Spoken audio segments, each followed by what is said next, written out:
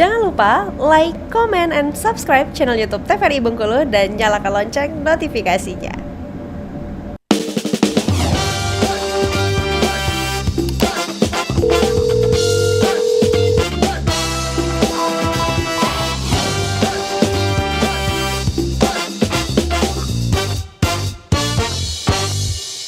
Baik, kembali pemirsa di Dokter Kita TVRI Bengkulu bersama Kita Sehat hari ini, dan kita masih membahas mengenai IMS, infeksi menular seksual, bersama dengan Dokter Bella dan juga Dokter Sela. Nah, kembali ke slide-nya, mungkin silahkan Dokter Bella, kita lanjutkan tentang kencing nanah, tentang infeksi saluran menular seksual tentunya yang akan dijelaskan sama Dokter Bella. Silakan. Oke, tadi kita udah bahas ya tentang GO itu sendiri adalah kencing nanah, bisa menginfeksi pria maupun wanita. Nah, epidemiologinya sebenarnya ini tuh udah terjadi sangat luas di seluruh dunia. Jadi emang banyak sekali orang-orang yang memang dia udah pernah terkena yang namanya gonorrhea ini sendiri ya. Angka serangan yang paling tinggi itu biasanya pada usia-usia produktif ya ini ya, 15 sampai 24 tahun. Ini masih muda ya? Iya, yang biasanya tuh tinggalnya di kota-kota besar seperti itu. Terus juga atau emang ada kelompok sosial ekonomi yang rendah, atau juga tidak menikah atau belum menikah, homoseksual dan heteroseksual, atau emang memiliki riwayat penyakit menular seksual sebelumnya. Jadi punya faktor resiko ini itu memang banyak gitu ya prevalensinya di negara-negara sendiri. Nah, di Indonesia sendiri infeksi dari gonorrhea ini sendiri ini dia masih menempati urutan tertinggi dari semua jenis penyakit menular seksual. Dari kelompok yang tadi kita udah jelaskan itu ternyata yang paling banyak itu adalah emang GO. Karena memang penularannya ini sendiri cepet ya kalau yang GO ini. Terus dia juga punya ada masa inkubasinya gitu. Jadi biasanya pasien-pasien dengan GO ini sendiri setelah berhubungan seksual itu nanti nggak langsung ada gejala yang langsung ditimbulkan seperti itu. Jadi dia tuh ada masa inkubasi namanya di sana. Nah, malah di masa inkubasi itu misalnya berganti lagi pasangan itu malah juga tetap bisa menularkan seperti itu ya. Makanya tuh angkanya juga tinggi.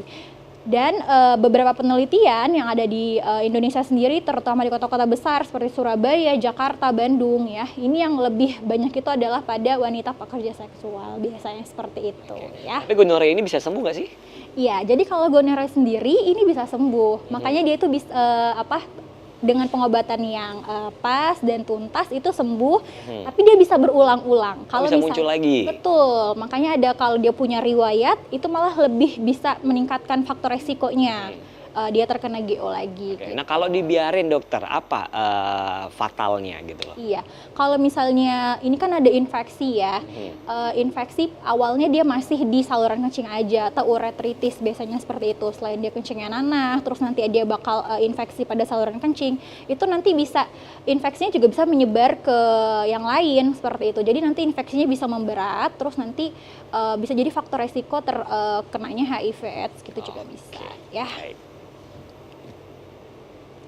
Nah, ini ya penyebabnya itu. Jadi etiologinya sendiri adalah si bakteri isi ini. Tapi ini bisa dilihatnya dari mikroskop aja ya. Jadi nanti ada pemeriksaannya, nanti kencingnya nanahnya itu dari kencing itu sendiri tuh bisa diambil gitu. Terus nanti dikultur namanya, dimasukkan ke bawah mikroskop. Kalau terlihat ini si gambaran bakteri ini, nah inilah penyebabnya si GO itu. Nama bakterinya adalah Neisseria gonorrhoeae ya. Gitu. Dan biasanya ini dia emang menginfeksi itu bisa di uretra sendiri atau di saluran kencing itu sendiri, di leher rahim pada wanita atau di serviks ya, terus di rektum, makanya dia bisa juga mengenai dari anal ya, anal seks, dan juga bisa dari tenggorokan gitu, makanya nggak boleh dari oral juga seperti itu. Gejalanya untuk wanita dan pria sama?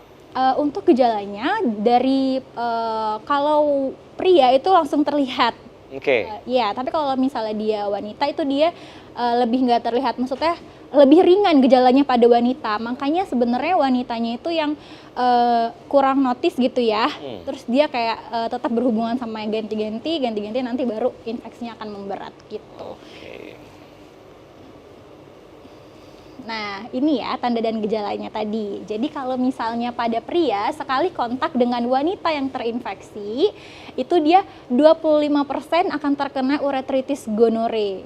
Iya, jadi sebenarnya makanya wanita itu dia kayak asimptomatik ya, gejala itu nggak terlihat gitu. Tapi setelah dia berhubungan sama pria nih, yang sekali kontak itu malah akan meningkatkan si prianya itu 25% akan terkena GO itu sendiri. Nah, terus ini tadi yang aku bilang ya, ada masa tunas atau 2-10 hari. Jadi awalnya setelah pasiennya itu berhubungan seksual dengan wanita yang terinfeksi, nanti 2-10 hari itu nggak ada gejala apapun gitu. Tapi nanti setelah 2-10 hari, bahkan ada yang sampai 2 minggu, baru nanti pasiennya tuh datang gitu. Biasanya kalau kita tanya itu abis berhubungan seksual enggak, kata gitu. Tapi kalau ditanya enggak sekarang, tapi 2 minggu yang lalu. Gitu. Atau dia ngakunya ada kemarin-kemarin gitu ya. Emang itu dia memang dari kemarin sampai hari dia terkena gejalanya itu memang belum terlihat seperti itu. Karena ada masa inkubasi ya. Nah, biasanya itu nanti nyeri, terus juga panas waktu kencing. Itu awal-awalnya kayak sakit banget gitu ya. Terus juga nyeri. Nah, terus barulah nanti dia akan diikuti dengan keluaran nanah kental. Warnanya itu bisa kuning-kuning bahkan sampai kehijauan gitu. Nah, pada wanita gejalanya tadi ringan, bahkan sebenarnya tidak ada gitu. Kalau kelihatan ya? Iya, nggak kelihatan. Nah, tapi yang paling kelihatan itu adalah pada bayi. Kalau misalnya bayi itu dia misalnya ibunya hamil, terus ibunya juga terinfeksi GO, nanti anaknya itu bisa kena yang namanya itu konjungtivitis GO gitu ya. Jadi nanti anaknya itu juga bisa matanya banyak kotorannya waktu lahir seperti itu. Bahkan juga bisa kebutaan nanti anaknya. Jadi kalau bayi juga bisa kena ya? Betul. Jadi kalau misalnya emang ibunya udah ada infeksi GO waktu hamil itu nggak dianjurkan untuk lahirnya per vaginal gitu. Biasanya sih di SC ya. Nah, ini untuk gejalanya sendiri. Jadi gejala yang bisa ditimbulkan pada pria itu biasanya adalah nyeri saat buang air kecil, itu pasti ya. Terus keluar cairan seperti nanah dari ujung penisnya. Biasanya itu dia hanya menetes-netes, ada juga yang pasien mengeluhkan seperti itu, atau emang langsung banyak, itu juga ada. Terus nyeri atau bengkak pada salah satu testisnya gitu, nyeri bengkak dari testisnya. Untuk wanita sendiri ada peningkatan keputihan, biasanya tadinya nggak keputihan, terus tiba-tiba keputihan, atau keputihannya juga bisa berubah warna, jadi kekuningan atau kehijauan dan berbau, biasanya seperti itu. Terus juga ada nyeri saat buang air kecil. Nah, kalau di wanita itu juga bisa dilihat dari pada saat siklus menstruasinya. Jadi ada perdarahan yang terjadi di antara siklus menstruasinya, seperti itu ya. Terus atau juga ada perdarahan setelah berhubungan intim, itu juga bisa. Dan sakit perut atau sakit pinggang. Nah, kalau misalnya pada gambarannya, kalau pada pria sendiri itu terlihat langsung ada cairan yang keluar. Gitu ya. Kalau ada keputihan gitu ya? Iya, keputihan-keputihan itu nanah gitu. Atau apa, Dok? Iya, nanah yang keluar ya. Terus kalau misalnya pada wanita itu harus dibuka dulu nih serviksnya, makanya suka nggak kelihatan gejalanya karena dia tuh kelihatannya pada di serviksnya itu. Jadi dibuka dulu pakai alat inspekulo namanya, baru nanti terlihat di sana ada apakah ada nanahnya, apakah ada keputihan yang berlebihan, di situ baru terlihat. Nah pada saat keluar nanah itu nyeri yang keluar atau gimana, dokter? Iya, nyeri. Biasanya itu awal-awal itu pertama nyeri dulu, nanah keluar pun juga masih nyeri. Jadi pasien itu datang sebenarnya lebih ke karena nyerinya itu. Ya. Baru mereka ngeh ya. Iya, baru mereka ngeh kenapa itu yang keluar adalah nanah seperti itu.